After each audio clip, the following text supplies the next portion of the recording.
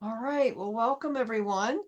I'm so happy that you're here with us today for our post-secondary transition talks that we have a series of. And this year's focus is on post-secondary transition planning, using the book from Mary Morningstar as our guide and content for what we are doing this year. And I'm really excited today to have with us Julianne Hunter, who I'll let her introduce her, tell you more about herself, who is going to lead our content and discussion on self-directed student-directed transition planning. I'll get it right. She's going to align it with chapter 3 in the book, which some of you may have received if you were signed up in Midas. So anyway, without further ado, I will let Julianne take it from here, and I'll keep putting the link to this in the chat so that you can go ahead and move forward, Julianne. Hey, all right. Can you hear me, Deanna? Yes. All right. Thank you so much. I'm super excited to be here today to share with you all. As Deanna said, my name is Julianne Hunter. I am currently in my second year of the doctoral program at Utah State University up in Logan. But in the past, I was a middle school special education teacher for 25 years. I taught mostly language arts, 8th grade, but I also taught self-contained, co-taught, resource. And then I also have specialized training to work with children who are 0 to 3 years old as they transition to school for the very first time under Part C of the law, if you know about that. So I am very interested in the bookends for the littles and the bigs, but I am super excited to be here today to share with you all about student-directed planning and involvement in the IEP process. So thank you to Deanna and Crystal and Lavinia for having me today, and I'm super excited to be here. Okay. So whether or not you have familiarity with chapter 3 is fine for today's purposes. I'm going to go ahead and try to be pretty comprehensive in covering it so that you'll be able to be on the same page whether you've read or not. My goal is to define self-determination and some key evidence-based practices regarding self-determination, to review some self-determination curricula that were covered in the chapter by Dr. Morningstar, to discuss why self-determination matters and how to put it into practice, and to plan for assessing and evaluating student progress. So identifying some actionable next steps for those of you who are putting this into your daily work. Our learning outcomes today, you should be able to define self-determination, which you probably already can, and identify its role in transition success, implement some strategies that promote student voice and choice in transition planning, and assess and use data to support student involvement and growth. So let's see if we can dig into chapter 3 here.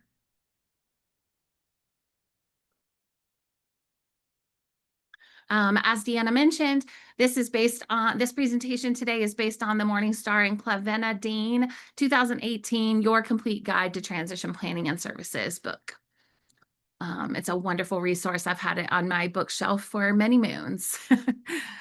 All right, so let's get started. When we talk about self-determination, there are several definitions in the field, but acting self-determined is really about being associated with skills like advocating for your needs and making informed decisions about your future. So it's a research-based cornerstone of effective transition planning. It involves being the causal agent in your own life. And self-determination is really critically important for our students in the transition planning process.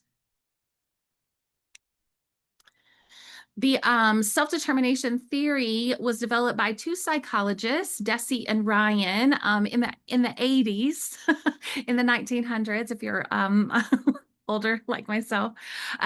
Self-determination theory, I like to talk about the ABCs. So in this image, it talks about relatedness, but to me, that's the B for belonging. So the A is autonomy, or the need to control your own life through decision-making, problem solving, and increased confidence. The B is belonging or relatedness in this image, the need to have a connection or a relationship with others in your community, school community, classroom community, family, and building that collaboration and trust that supports belonging. And then competence, or the idea of presuming that our students have the ability to demonstrate their knowledge, accomplish tasks, and receive feedback and respond to that appropriately. So all three of these, Desi and Ryan tell us, are necessary for a student to become self-determined. So what is the educator's role in being in helping students become self-determined individuals? We're here to build those self-determination and self-advocacy skills. We're here to help them prepare to take active roles as leaders in their transition IEPs, and to respect and honor diverse cultural and familial perspectives. I think most of us do those things on a regular basis. So what did Dr. Morningstar say that the students' responsibilities are? Well, the students' role in all of this is to share, help us identify, but also share their strengths, preferences, needs, and interests. Participate in and practice self-determination across settings. This can happen in the special ed classroom, in the general education classroom, in the lunchroom, in the community setting. We're hoping that they're going to make choices and decisions and self-advocate and problem solve across settings. They can help us set post-school goals for their education, work, and independent living settings in the future. And they can lead or co-lead their own transition process, depending on their level of readiness. And I'm sure that you all have engaged in this process in some ways, and know some strategies, but we're going to talk about some other evidence-based ways to do that today. The hope is that they'll participate actively, active being the key word, in their IEP and transition planning meeting, to the greatest extent that they're capable. And then I just wanted to add to here about, the whole idea of nothing about me without me, was something that Dr. Morningstar talked about in her book, and that this process can look a lot of different ways, but that the student should be at the center of it.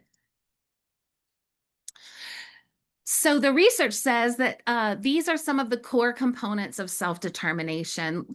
These are listed in the book on chapter 46 if you'd like to look at them and read more about them. But basically, these are the things that we should see evidenced as our students become more self-determined. So they're going to regulate themselves, they're going to manage themselves, they're going to advocate and even lead at times. They're going to become more self-aware and realize that they are able to successfully make choices, decisions, and solve problems. As a middle school teacher, this was really tough, but it was a place where I could really lean into, rather than doing for and solving problems for my students, I was able to engage them in the process of doing that. And a lot of times just talking through that with them and believing that they could solve those problems on their own was a big deal in middle school. So I'm sure you've seen the predictors of post-school success, but this image is shortened a little bit to fit on this slide, but it's likely one that you'll recognize. Valerie Mazzotti and her colleagues have identified 23 predictors of post-school success. These are the things that should be happening while students are in school to strengthen their transition skills and predict success after they graduate. These predictors of post-school success are linked to higher employment rates, increased independent living skills, post-secondary education participation, and stronger self-advocacy. So that red arrow points to self-advocacy and self-determination, but those gold stars are beside additional predictors that are aligned with self-determination, which is today's topic.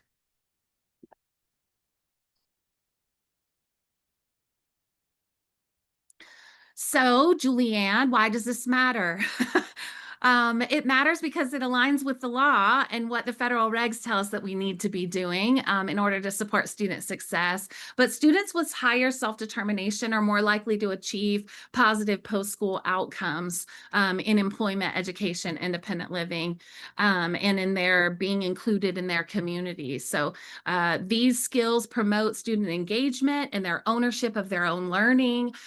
They promote accountability, and they empower our students to live the lives they desire.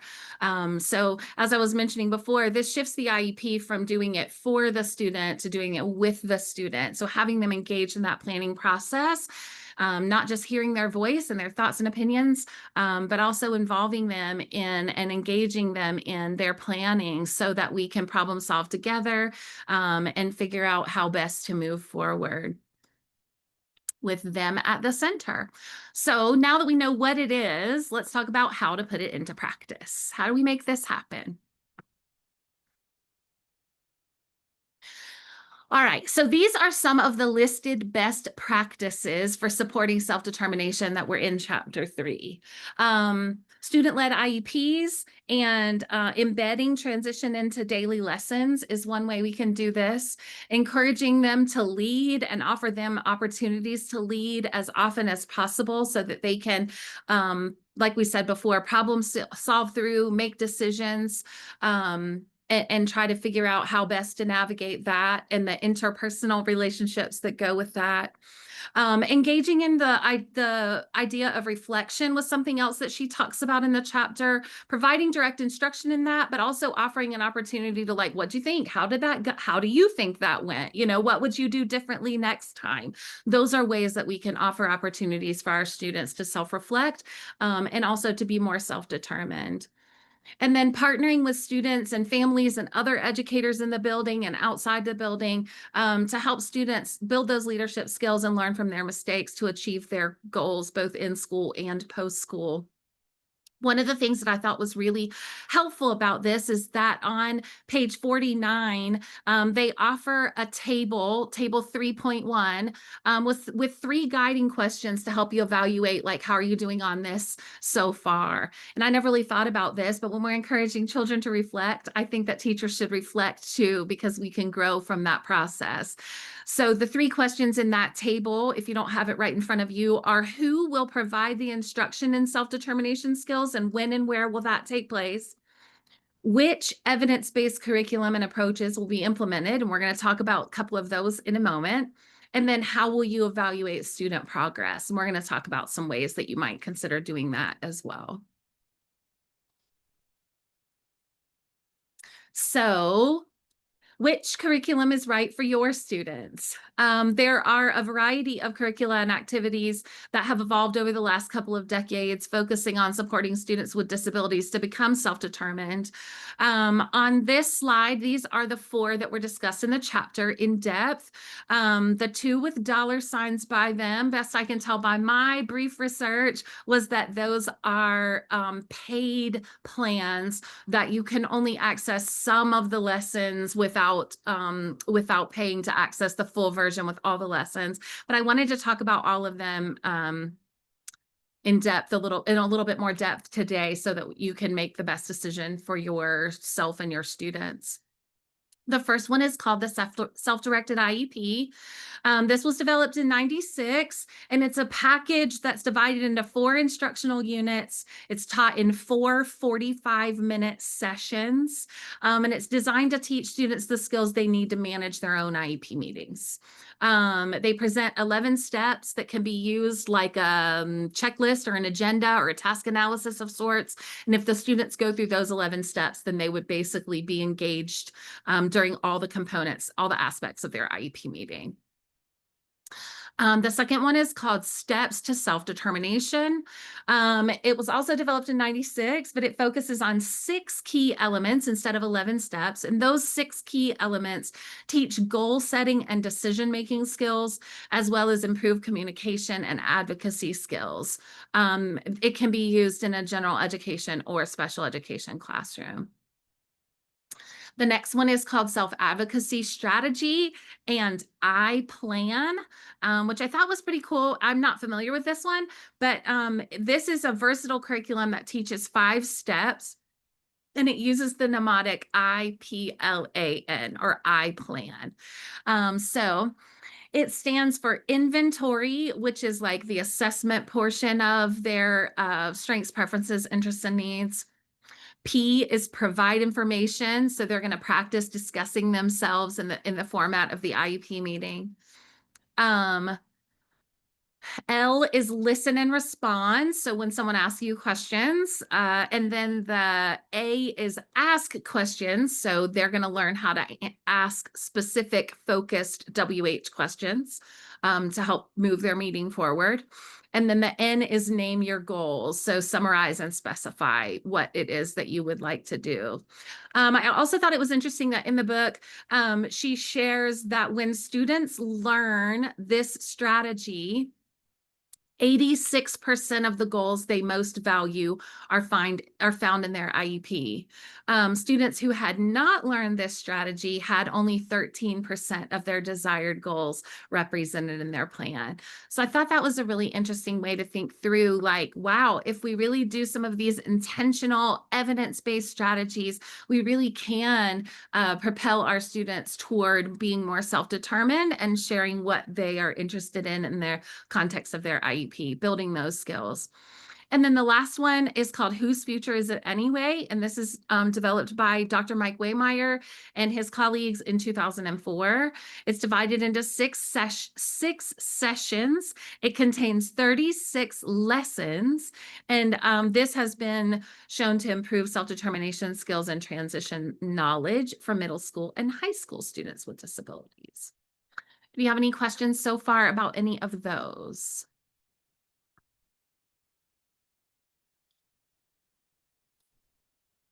Julianne, it looks like some people are asking for the links, and so I will be more than happy to share this with you. They're all embedded in the yeah, presentation. okay, Yeah. yeah, we'll get them If out. that's okay, I'll share this with you. And then the whole, yeah, lots and lots of things, resources on all of these are hyperlinked. More than happy to share that with you. And then these are also shared in table 3.2 on page 51. They're outlined in table format in the text. All right, so of course, as special education teachers, what do we know better than assessment measures? So let's talk about how we're going to assess students' self-determination skills once we implement this curriculum that we're choosing. We all know how important it is to conduct age-appropriate transition assessments and use them to make data-based decisions. You can also teach students to self-monitor using these curriculum-based assessments, so they can kind of check off on their own what self-advocacy skills they're doing. And also, if you have something like one of the agendas that they're going to use during their IEP meeting, if they have some things that they set as goals for things that they would talk about, then they could reflect on that and score themselves, like, how well did I do on that? What would I change? What would I like to do next time? But in order to keep track of student growth, you might also administer the curriculums that we talked about before, align with those curriculum-based assessments. You might give part of it before and then part of it after as sort of like a pre and post assessment. And if I can go back, I'm so bad at this, you guys. But 2 of them, sorry, I'm a mess, you guys. I'm sorry. Thank you for your patience. The self-directed IEP and the steps to self-determination have curriculum-based assessments. So 2 of the ones that we talked about on the previous slide are, it's like a built-in curriculum-based assessment. Another way to track progress is through a well-established self-determination assessment, and that can be useful. These 4 are different, and they can be useful in evaluating your students' self-determination skills. These were listed in the chapter as well, but I went another step and found them for you. So they're linked here, and I'll share this with Deanna so that she can get this out to the masses. But the AIR has 2 sections, and it's intended to be administered across key stakeholders. So you would like have an educator form or a school personnel form, a parent guardian form, and a student form. And all three people would fill that out. Section 1, it's got 2 sections. The first section measures their capacity to demonstrate self-determination skills. And section 2 measures the opportunity or how often they've been allowed to practice or encouraged to practice at home or at school. So you can see how it would be valuable if you're assessing their self-determination abilities. I might see that completely different than the family sees at home or than the student views themselves. I know sometimes it is difficult to show students like, look, you're totally doing it. I can see your progress. Can't you see it? So sometimes something like this would be a great way for you to say, like, look at my scores and look at your scores. You scored yourself really low, but grandma and I both see that you're doing, this really well and improving in this area exponentially. So I think sometimes those things are important. It also can be important, and I'll talk about the tag in just a minute, but that's one that I have used personally in my classroom experience. And I love these ones. The tag also is one that has a home version, a school version, and a student version. And being able to have that conversation in the IEP to align everyone on the same page and to be able to show families what their student is doing and what they're capable of really helps with that C, which is the competence part of self-determination. The next one I want to talk about is the ARC. The ARC. This is a student self-report. So some of our students would really be able to do this.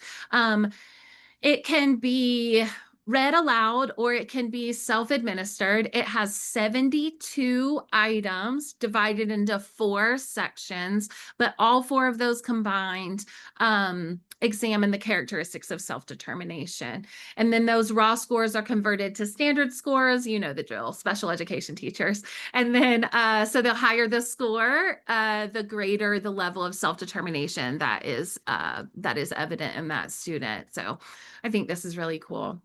Okay, tag is in the book. It's also a personal favorite, so I'm going to talk about this one just for a smidge. I really, really love it. It is research-based. It has multiple versions. It stands for Transition Assessment and Goal Generator.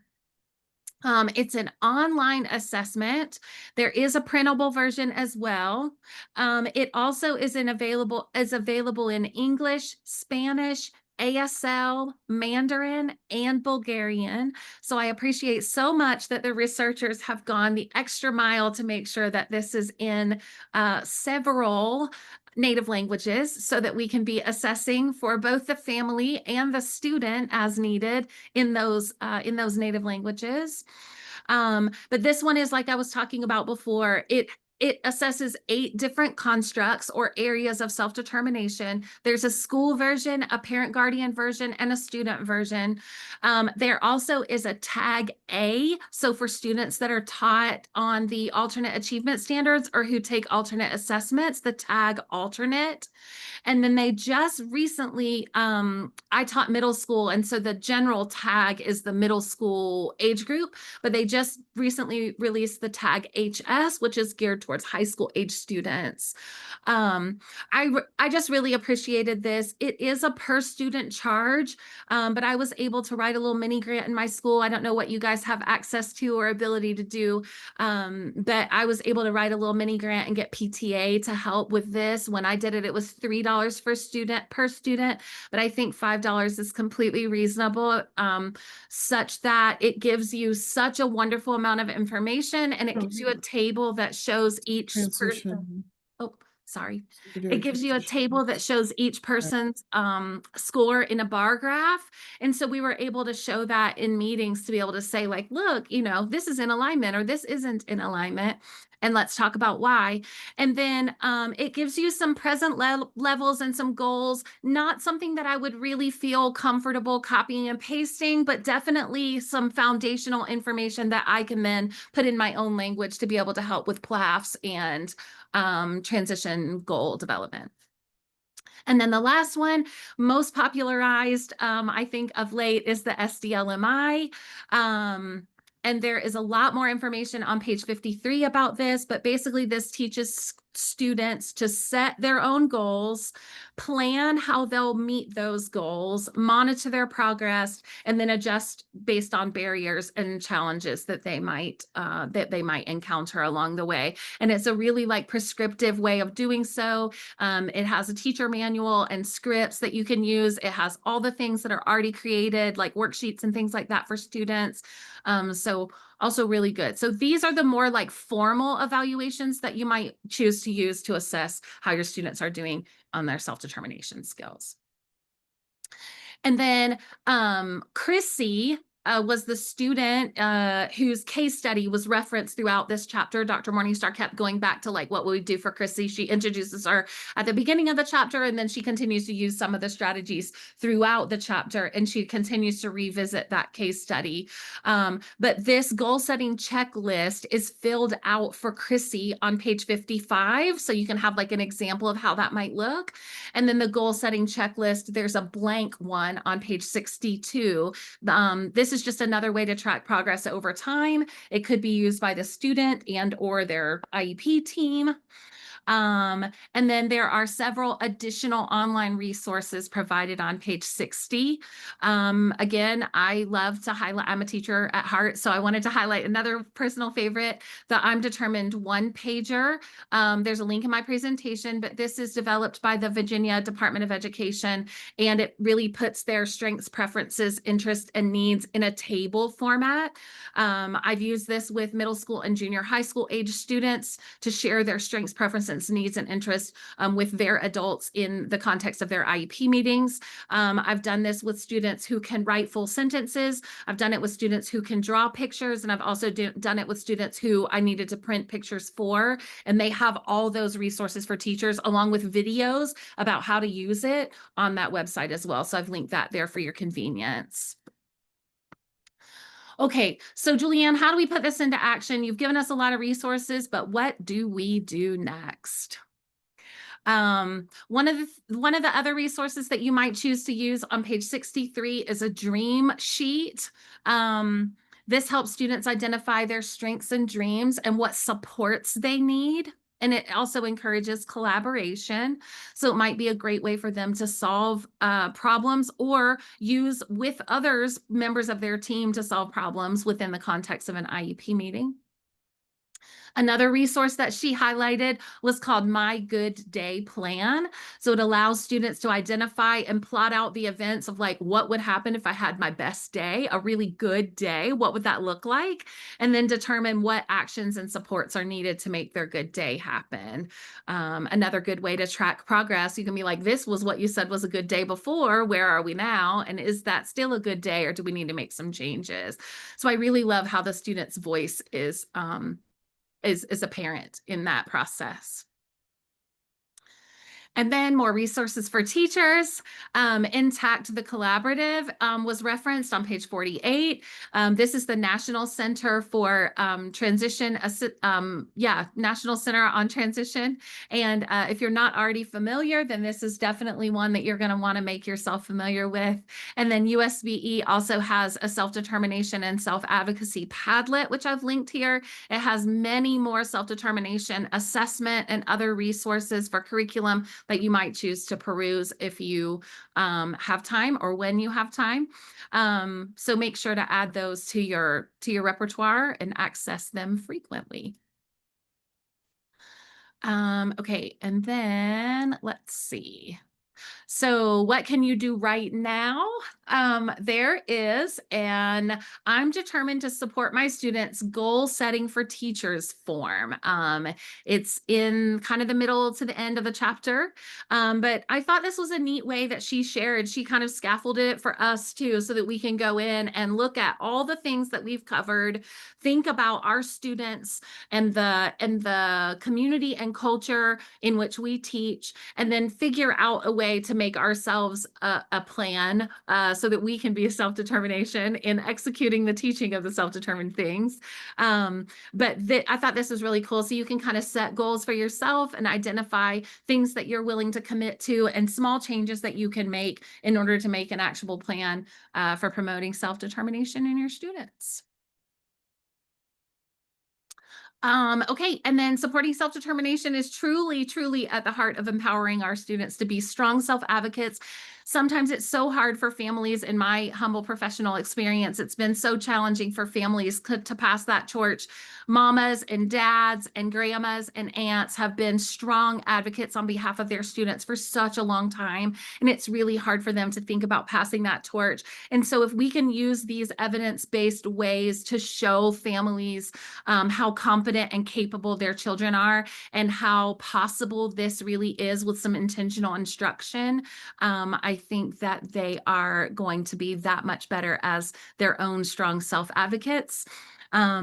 And yeah, and I'd be happy to try to answer any questions you might have. I'm not a professional at this, but I just tried to capture the chapter in simple terms and in things that I have used in my own experience that I found helpful and effective. And then I welcome your own reflections and examples from your practice as well, or questions, thoughts you might have. Thank you so much. Well, thank you, Julianne. That was great.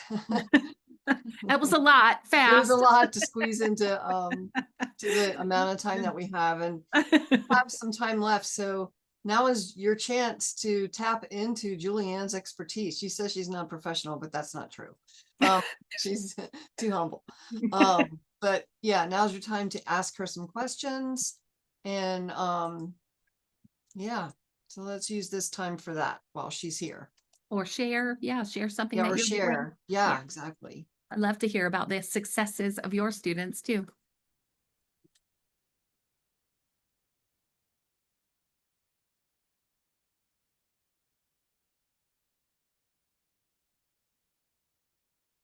You can come off mute. You can put it in the chat.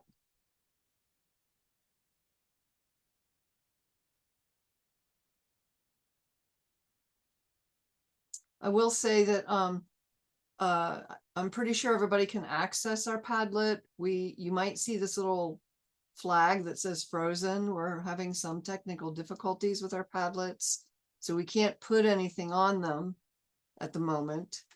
I might try to find another way to put some of our things in that we need to post while we iron out the difficulties. So I just wanted to make you aware of that. But okay, I'll ask a question, Julianne. I'll start and hopefully others will follow. I just want to know what your favorite success story is in this topic area. Goodness, that's a good question. I think my favorite success story about self-determination is probably one that has to do with that one pager that we were just talking about. I'm from Georgia, in case you can't hear it. I moved here last year for the doc program, but before that I was teaching in the North Georgia area. And I moved from a rather suburban school area to a really rural area. And the students and families in the rural area were not participating in their IEPs. They were not doing student-led IEPs at that time. And so I really worked hard to do like a transition lesson of the week, starting really small. And self-determination was one of the areas that I started with to support their ability to lead their meetings in part or in full. Sometimes it just looks like bringing your AAC device in and introducing all the members of your team, who's that, who's that, who's that, who's that. And then sometimes it looks like, sometimes it looks like students who are perhaps in inclusive settings for part of their day and not accessing accommodations and want to come in and talk about, I don't need that anymore, and why they don't feel like they need it. So it just really made me excited to see that there are small ways that students can do that. And I started out using the I'm Determined one pager, and then I had students say, like, can I make a PowerPoint?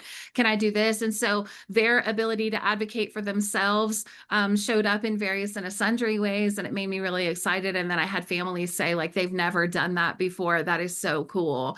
So it wasn't, again, not something I thought of, just something I bought Dr. Morningstar's book a few years back, and really saw the value and the impact that this can make in helping students understand how to be better self-advocates. So yeah.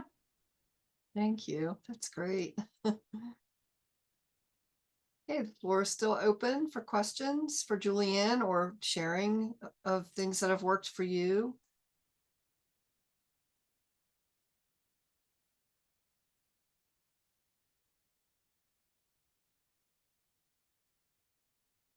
I had a question. So I want to know, so they have self-determination questions and surveys for both middle school and high school. I just wanted to know some of the commonalities, some of the differences, and things like that. Thank you for asking that. I am a big proponent of transit. I don't know if you heard at the beginning, but I am really interested in the whole transition across the lifespan. So I think that the earlier we start these things, the more equipped to be self-determined advocates for themselves that our students will be. And I think that the more the research shows that they're more likely to be have improved outcomes after they leave high school if we have done these things throughout. So I would be inclined to think that there are things that, pre-K, K, elementary teachers are doing that that would add to the students' increased ability over time of being able to do that. Because I see that there are like you're talking about, I see that there are ways for those commonalities and that overlap to happen. Middle school is really sometimes the first time that this has been brought up, these ideas. And so I think we could definitely start sooner. And I definitely think that there are ways for students to be self-determined throughout the school building, whether they're in a self-contained class with me all day, whether they change classes every period, whatever they're accessing, even if it's a 504, an IEP. I worked with students in the suburban area of Atlanta, where I had eighth graders that weren't aware that they had an IEP at all. And so we really had to kind of back up and start from like, okay, and then refusing like, Hunter, I'm not going in that meeting. I don't know what y'all are talking about. And I'm like, well, it's you, so you might want to come take a listen. And then we can talk about how you want to get involved the next time once you hear, once you kind of see the flow of the meeting and hear what it's about. So I really think it goes back to that one of those very first things about self-determination being autonomy. They have thoughts and feelings and beliefs and hopes and dreams that they want to see happen for themselves and see themselves have a flourishing, satisfactory future. The belonging, finding their way, finding their little tribe. Middle school and high school is so hard for everyone, disability notwithstanding. And so I really think it's important for them to find ways that they can see like, I belong, I fit here. This document is for me, but it's in order for me to be successful. It's not supposed to be stigmatizing or othering in any way. And then see that competence. I think for them to prove to themselves how competent they are, but also to get to show their adults how competent they are, whether that's at school or home or whomever comes to that meeting, an agency representative, a job coach. I feel like those are the things that help our students to be able to maximize their success when they leave us.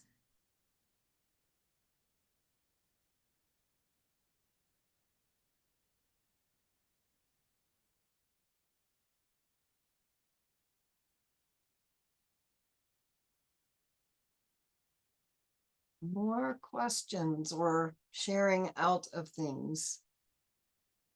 We've got plenty of time.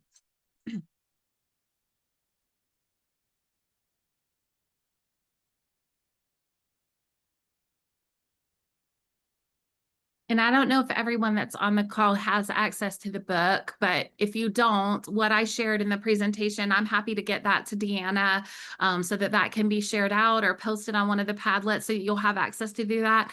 I tried to make all of those links hyperlinks. I tried to do the digging for you so it's all in one spot because some of the things were in the book, but they were in the paper version of that. And I wanted you to be able to have the hyperlinked version of that. So I went and hunted for all the things and tried to put those those all in the PowerPoint. So I'm happy to share that with you so that you'll have those resources at your fingertips. Thank you. That's great. One other thought that came to mind for everyone is, um, and please feel free to speak up. I'm wondering if anyone has had an aha moment where they think they're going to try to implement something that they've learned today in their setting. So if you have had that aha moment, we would love to hear that as well.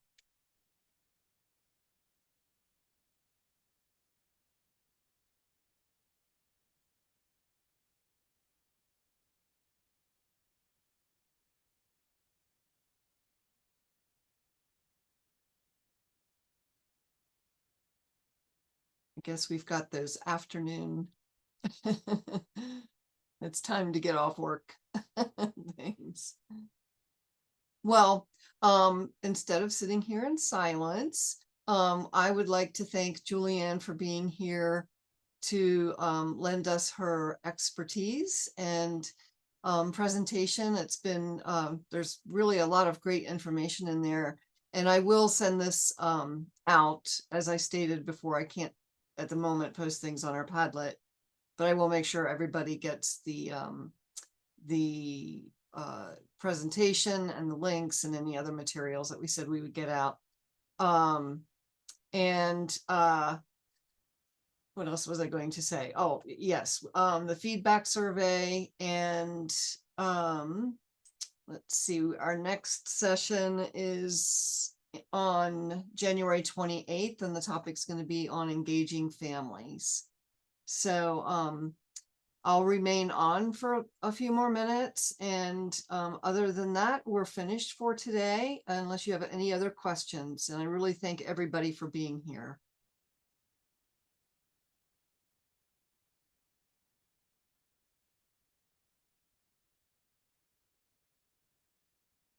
Do you have another slide after this, Julianne, with your contact information?